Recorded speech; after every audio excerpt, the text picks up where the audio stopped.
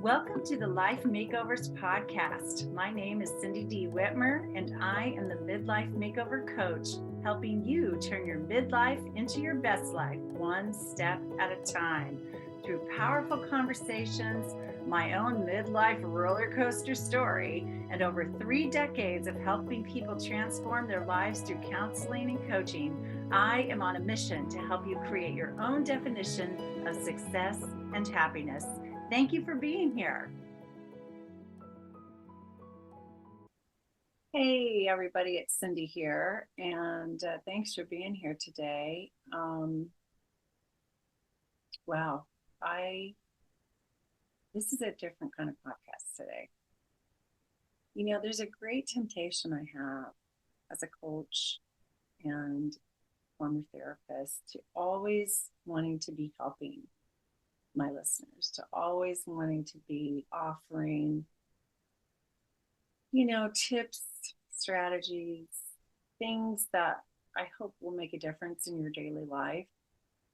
I feel this responsibility to do that because I feel like I'm your coach, and that's part of what coaches do. It's part of how we support. It's part of how we hold you accountable. It's part of how I try to make a difference in your life.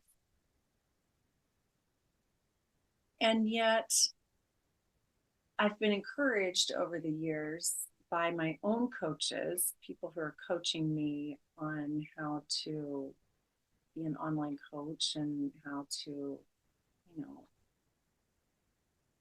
make a difference. I've been told more and more and more that I should share more authentically what's going on with me and share my story more and be more personal and so forth and approachable. And I want to be that. But every time I start to talk about myself or something I'm going through or sharing a story or something, I think this isn't about me. This is about you guys, the listeners. It's about making a difference to you in your life. It's not about me to be venting on my own podcast, right? Or my own social media platforms or whatever. But I've been strongly encouraged to be more like that. And so I thought, you know what? I'm going through something, just experienced something pretty major. And so I thought I'd tell you about it. So if you wanted a bunch of tips today on how to live your life better, this might not be the podcast to listen to. Oh, and sometimes giving you 1 or 2 or 3 ideas is just a Band-Aid anyway. Because to really transform your life, here I go into coach mode. To really transform your life, you need to go deeper than that. And that's what I'm doing here in the world. I'm going deeper with people who want to get real about what's not going well in their lives right now and how they want it to be different. And I can walk with you and help you make it different. So just a reminder here, go to timewithcindy.com and set up your free midlife strategy session. Like, it's 30 minutes. We're going to get on Zoom. We're going to talk about your life. And we're going to share the journey for a little bit. And we'll see how it can help you turn a corner in your life. I promise you it will. So, what's happening in my life? Well, interestingly, today that I'm recording this is September 13th, but this will drop on Monday, September 18th. So you're hearing it on September 18th. And at the time that you hear this, you will have heard, if you're a regular listener, some of the podcasts that are running this week, which were recorded a couple weeks ago. And interestingly, one of them was about, defining moments in life and and not letting defining moments define us and so forth and so on. I thought that was really interesting. And it talked about trauma and wow. And now I've been through a trauma of my own recently. So on September 6th, I traveled to Boston to go to my daughter's and partner's home and spend a few days there with them.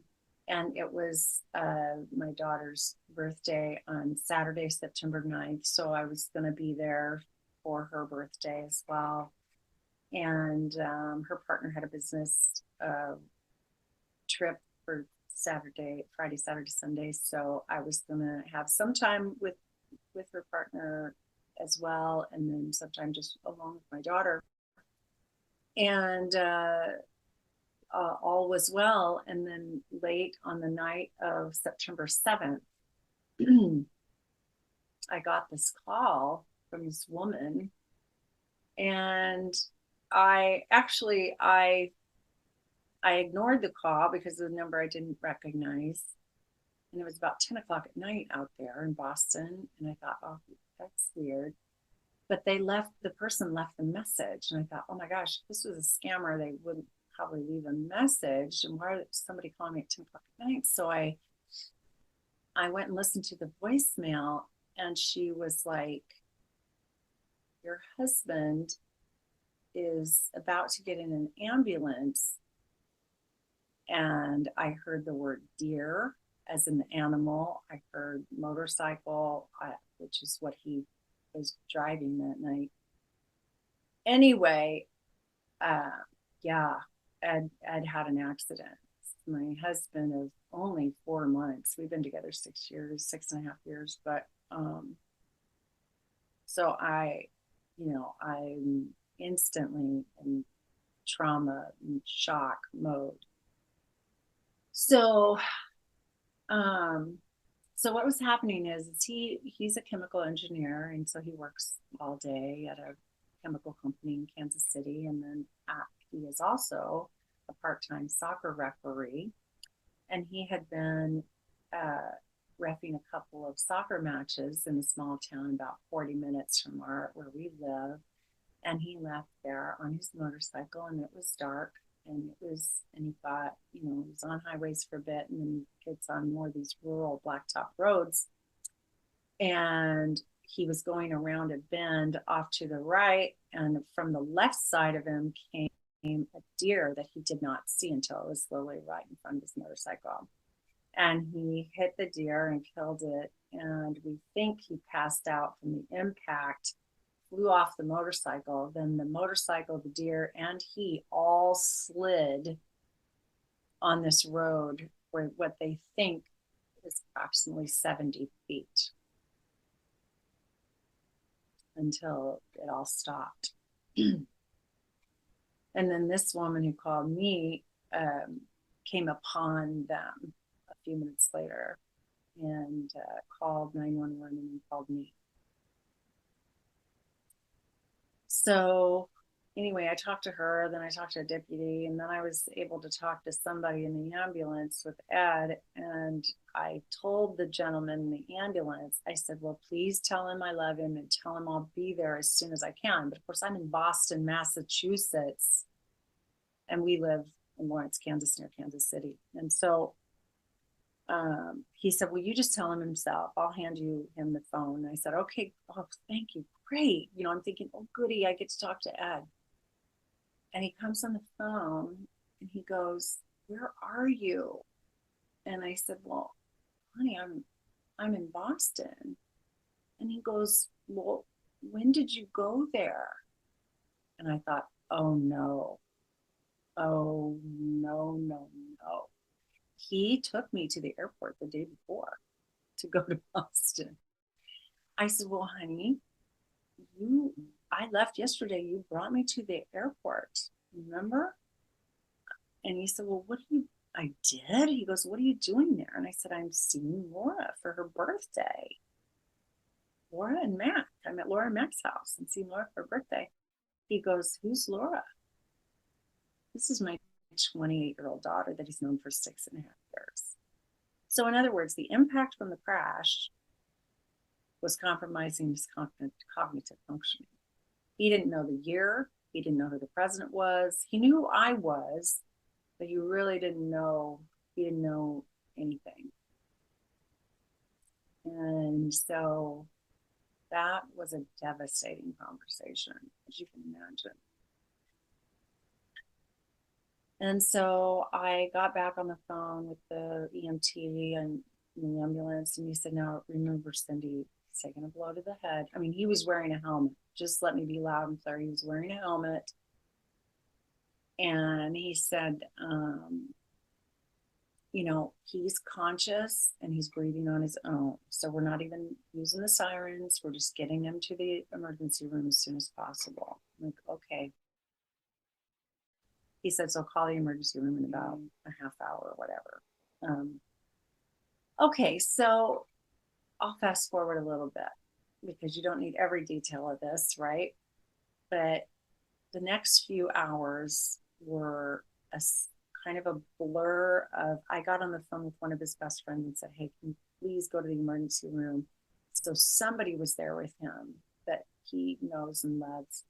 And of course, Steve did that, of course, without even blinking, as I knew he would. My daughter, in the meantime, I'm on the phone with everyone. In the meantime, my daughter's getting a flight booked for me to get out of town, but nothing went out that night. So I had to wait till the morning, which was just excruciating. But, you do the best you can, right?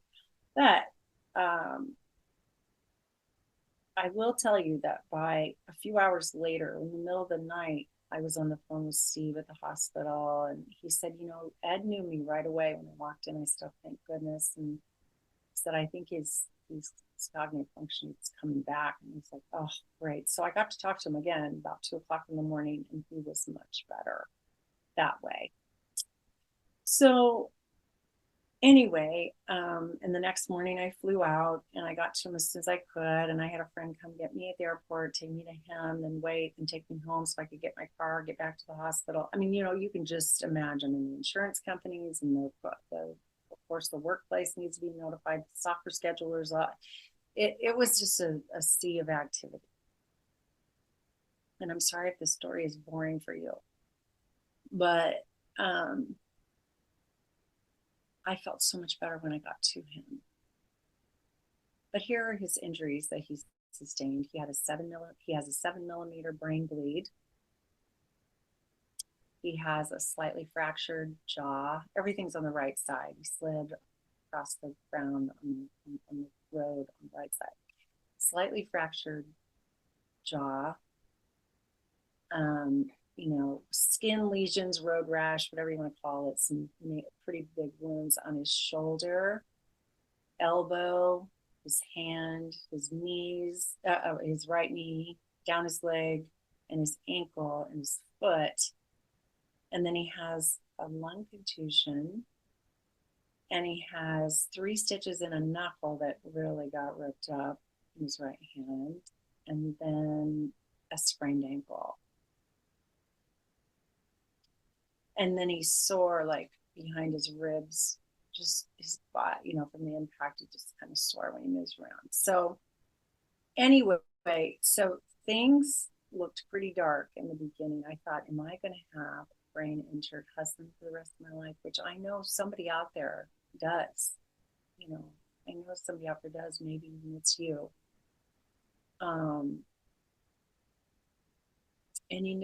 I found my calm anyway. And this is part of what I want you to hear. One of the mantras I say in my life, I do a lot of, some of you know this when I mentioned this, when I get up in the morning, I do kind of a routine of, I read things that inspire me. I write in a gratitude journal.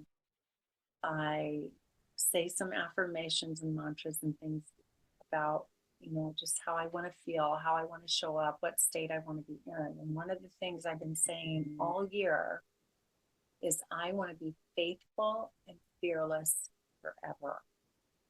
I want to be faithful and fearless forever. And of all the times in my life, honestly, this this is a moment where being faithful and fearless was helpful, or striving to be that way. I had fear. I can't tell a lie. When he didn't know anything when I was on the phone with him, I was very concerned and pretty devastated. So I thought, oh, don't tell me I've lost him as his full self already. Our grand plan is to be all together, and we're nowhere near it. I'm 56, he's 62. Um, but I really, my daughter even complimented me. She said, Mom, you are pretty calm, actually. And I said, well, my heart's broken, but I do have a lot of faith. I do. And anyway, see, this is what happens when you go through trauma. My brain is kind of swirling around and I'm not even sure what I'm telling you. So here's the thing. So now, 6 days later, well, even let's go back a little bit. So we're in the ICU, right? The intensive care unit at KU Medical Center. Hey, everybody. I love you guys. Thank you. You were so kind, so wonderful. And in less than 36 hours, they were discharging him because he was doing so remarkably well. He'd had 3 sets of CAT scans, and it showed the brain bleed was, not moving, not growing. They really believe that it's small enough and the situation is such that it's going to just absorb into the body and it's going to be fine.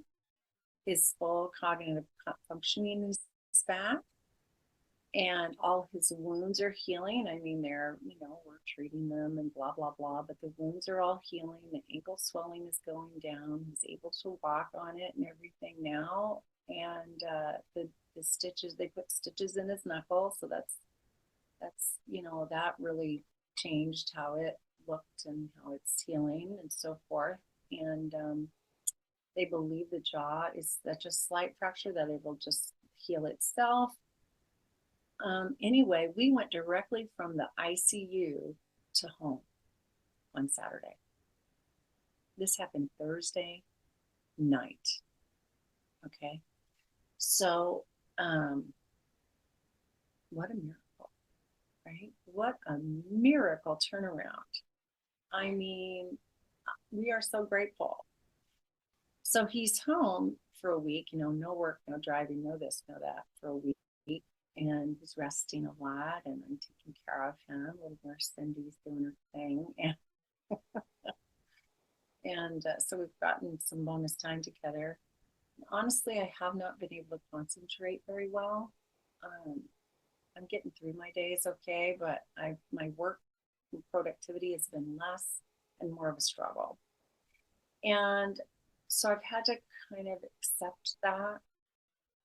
So I want you to remember that when you're going through something shocking or traumatic or, stressful, it's okay. You may not be fully yourself. You may not feel like yourself fully. Like I just feel jarred emotionally by this experience. And for 2 nights, neither one of us hardly slept. So we were exhausted physically as well as emotionally. And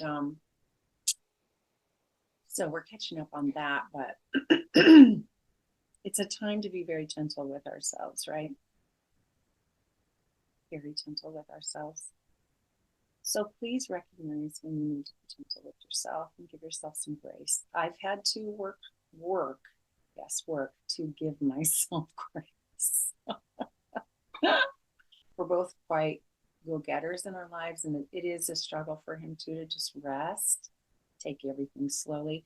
Like if he gets up too fast from laying or sitting down, he has dizziness and balance issues and he falls right back down. So he's got to be very careful about that. And, just do a little bit each day. And so, yeah. So the interesting thing is that whenever we have crisis in life, or what feels like a crisis, or a really stressful situation, whatever we want to label these kinds of experiences, it really puts life in perspective quickly, very quickly. I was supposed to be working on some email sequences for my email list this week. Write emails, get those prepared for you, for those of you who are on my list. And I thought, who cares about it? Who cares about what I have to say in an email? We've just had our brush with death. We don't care what an email says right now, right? I mean, that's honest, right? I don't even care about what my own emails say because my husband almost died and probably would have if he wasn't wearing a helmet, honestly. And the deer died and the motorcycle totaled, and yeah. Um,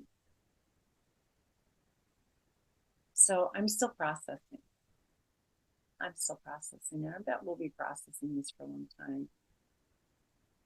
But my overriding feeling right now that I've had, honestly, the overriding feeling I've had through the whole thing from the moment I spoke to that stranger whose first name is Jennifer. She's the one who stopped, thank God, saw him on the road and stopped and called 911 and called me, total stranger. My overriding thought has been, wow, people are kind. People are so kind. There is so much kindness out there, everyone. If you are not seeing it, you are not looking in the right places. And I challenge you, I swear, find kindness out there because it is thick. It is thick, thick, thick.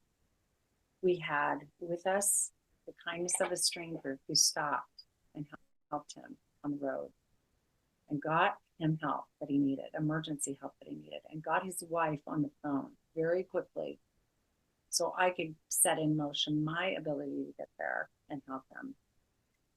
And then we had the kindness of all the sheriffs of Leavenworth County that were involved, and the EMTs, and the hospital staff, the emergency room staff, the ICU staff.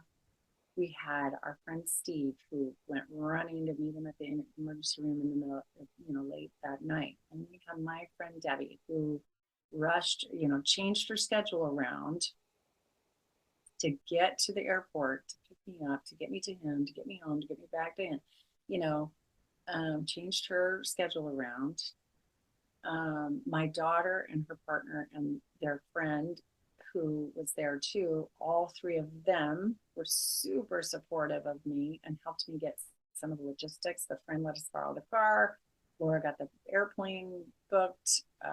Mac was so kind and helpful. They got me what I needed. They helped me get myself together to go early in the morning, everything.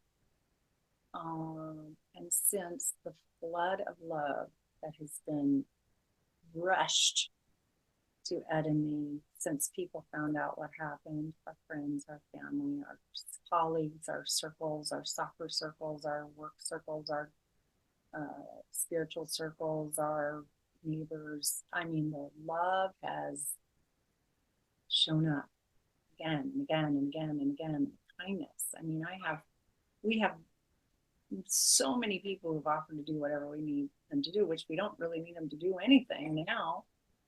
But I mean, we pray if they like to pray and send love and all that, which they're doing. But there is kindness in the world. Don't let the news fool you. Don't let the gossip fool you. Don't let people's dysfunction fool you. Don't let the toxicity that shows up in the humans around you fool you. There's kindness and love everywhere. Everywhere. I don't care where you are in the world. Doesn't matter what kind of day you're having. Doesn't matter what your history's been. Look around you now. Look for the kindness. See the kindness of strangers. I've been noticing that a lot this last week. The kindness of strangers. We had nurses who were rock stars. So kind, so patient, so good at what they do. Other people on the staff helping us. Even the young woman who helped Ed get down to the car in a wheelchair, when he got discharged from the hospital. Super nice. Her name's Chloe. On and on and on it goes. So I feel like I'm rambling a bit, but I wanted you to know that that's what's going on here. That's what's going on here. I love my husband so much, and I love all our kids, which of course we've been in contact with.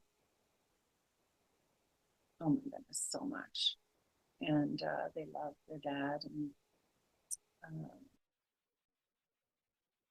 she's so precious, you guys. Life is so precious. That's the other overriding thought that's been in my mind. How precious this life is, and how we just don't know. We don't know. We don't know what we don't know. You know, you've got today. We've got today. We know that much, right? Because we're here. So let's make the best of it, shall we? I want to keep being faithful. I want to keep being fearless. I want to keep being loving and kind. And I know that I was put on this planet partly to guide women in midlife so they've turned them into the best years of their lives so far. So, I'm just a real gal like the rest of you, living her life, having her ups and downs. And, but I know how to navigate. I know how to navigate all of it. I really do. I know I have tools that I've been taught myself through the work I've done on myself and through the professional training I've had. And I love to share that. So that's why I have a podcast and a newsletter and all the things, the social media platforms I have. But really, those are just band-aids compared to, as I was saying earlier, compared to taking deeper dives and really doing the work to get yourself feeling confident and recognizing your value, creating a life that you really look forward to living every day. Life is short. Hello. We know this. Let's not waste another day. So get me on your schedule. Go to timewithcindy.com. Click on the book now button. Pick a time for a 30-minute free midlife strategy session. Fill out the midlife confidence profile there. It'll take you 5 minutes probably. And then I'm going to get the results of your confidence profile. And it's going to help me, it's going to paint a picture for me about where you're at with your confidence, because I believe that confidence is one of the key qualities you need to create the life you want, to feel happy again, to feel healed, to feel good, to go for what you want, and so forth in midlife and beyond. And so we're going to look at that together. I'm going to give you my thoughts on it, and let's talk, and then we'll talk about what are some steps you can take to build that confidence higher and higher so you can get happier, healthier, and live a life that you look forward to every day. All right. Thanks for listening. Those of you who've hung this along with me and through this story, and thank you for your prayers and your support and your kindness and love that you are going to toss Ed's in my way. We truly appreciate it. And I look forward to talking to you again soon. Bye-bye. Thank you so much for listening to the Life Makeovers podcast. Please like, subscribe, and share this podcast with those that you think would also benefit from what we're doing here. And I will talk to you again soon.